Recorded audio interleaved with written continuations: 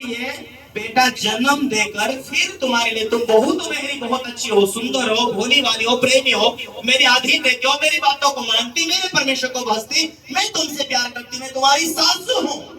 मगर तुम्हारे लिए बेटा को उत्पन्न नहीं कर सकती, इसीलिए खुशहाल से तुम मुझे छोड़कर अपने मायके जाओ।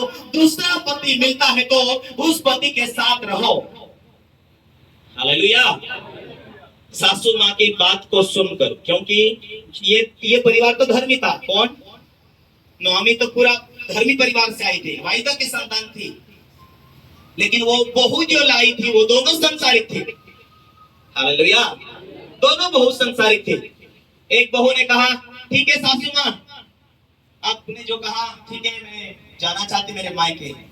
एक चली गई, दूसरी भी जाने वाली, दूसरी ने कहा तू तेरा पर मैं मेरे देश चले जाऊंगी, मेरे शहर चले जाऊंगी, दूसरा पति कर सकती भी हूँ, लेकिन मुझे आत्मिक रीति से लेकर चलने वाला कोई नहीं है आगे।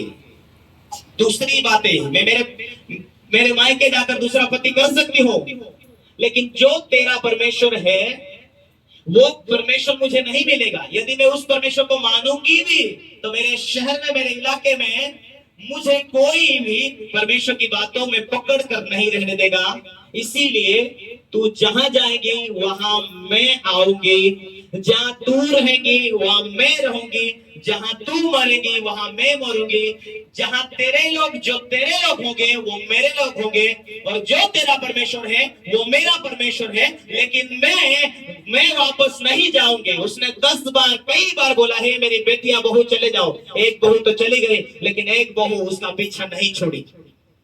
मैं पति दूसरा कर सकती हूँ, लेकिन तेरे परमेश्वर को नहीं मानने देंगे तो मुझे एक दिन स्वर्ग जाने के लिए मुझे मैं स्वर्ग नहीं जा सकती, या उस स्वर्ग की परमेश्वर की आशीष नहीं ले सकती, उस परमेश्वर की महिमा नहीं कर सकती।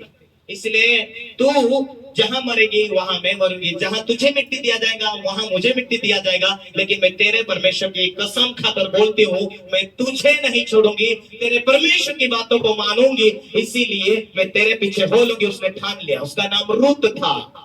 आमेन। हालेलुया। रूत ने